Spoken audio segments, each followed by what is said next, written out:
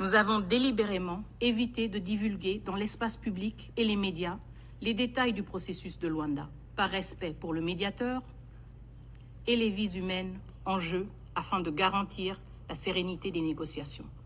Cependant, il est désormais évident que face à l'urgence de la situation, il est de notre devoir de clarifier devant ce Conseil les véritables obstacles qui freinent ce processus et l'adoption du projet d'accord proposé par la médiation angolaise. Premièrement, le plan harmonisé pour la neutralisation des FDLR et le désengagement des forces. Ce plan repose sur deux volets, l'un pour la neutralisation des FDLR et l'autre pour le retrait des forces rwandaises. Dès avril 2024, la République démocratique du Congo a élaboré son plan de neutralisation des FDLR, avec précision et incluant une évaluation complète de la menace, des opérations militaires et un suivi rigoureux des résultats. En revanche, la contribution du Rwanda sur le retrait des forces se résume à une simple promesse de retrait sans garantie ni détails concrets, créant un déséquilibre qui compromet l'application cohérente du plan. Pire encore, le Rwanda conditionne son retrait à la neutralisation des FDLR, un chantage qui viole les principes fondamentaux du droit international. Pour que ce processus ait du sens, il est impératif que les deux volets soient mis en œuvre de manière concomitante. Seule une simultanéité peut assurer la crédibilité et l'efficacité d'un plan qui aspire à restaurer la paix dans la région.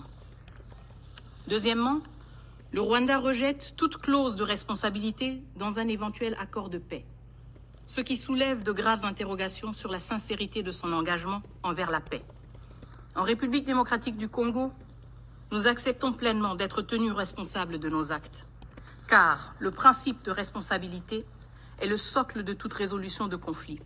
Il impose à chaque partie de respecter scrupuleusement ses engagements avec rigueur et sincérité.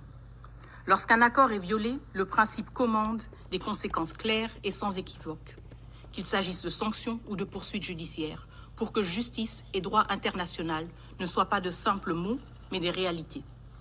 Sans responsabilité, il ne peut y avoir ni confiance, ni paix durable. Enfin, troisièmement, la République démocratique du Congo réaffirme la nécessité impérative d'un mécanisme de justice régionale pour répondre aux violations flagrantes du droit international commises depuis la résurgence du M23 en 2022. Le Rwanda refuse catégoriquement l'inclusion de toute disposition visant à intégrer ce mécanisme dans l'accord de paix actuellement en discussion. Ce refus obstiné dévoile sans ambiguïté l'intention du Rwanda d'échapper à la lumière de la justice. Madame la Présidente, Mesdames et Messieurs les membres du Conseil, en ce qui concerne l'exploitation illégale des ressources naturelles de mon pays, mon gouvernement demande instamment l'imposition de sanctions sévères contre tous les acteurs de cette chaîne de pillage, du producteur à l'exportateur.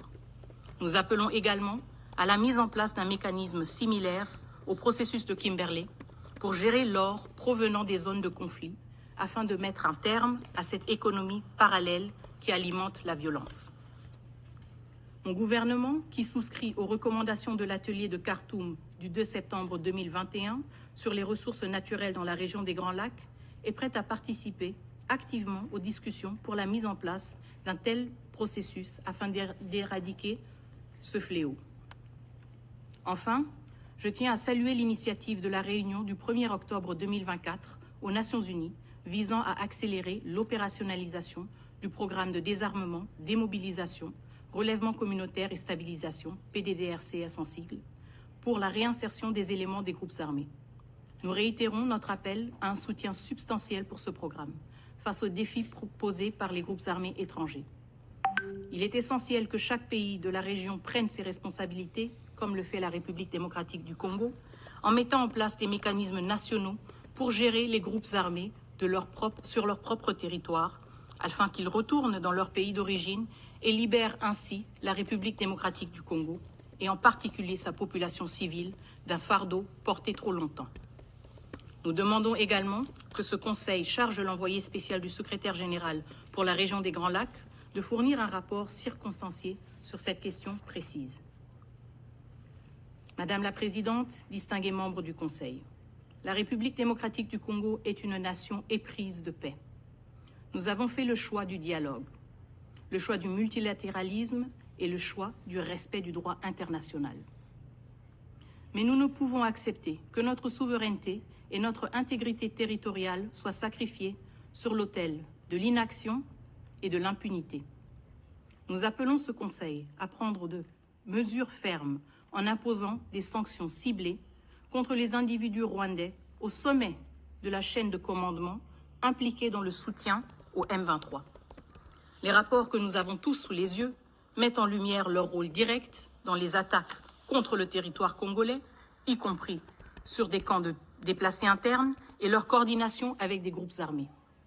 Nous demandons donc que ces sanctions incluent des interdictions de voyage, des gels d'avoirs et des mesures économiques, afin de mettre un terme à cette ingérence déstabilisatrice qui menace la paix et la sécurité régionale.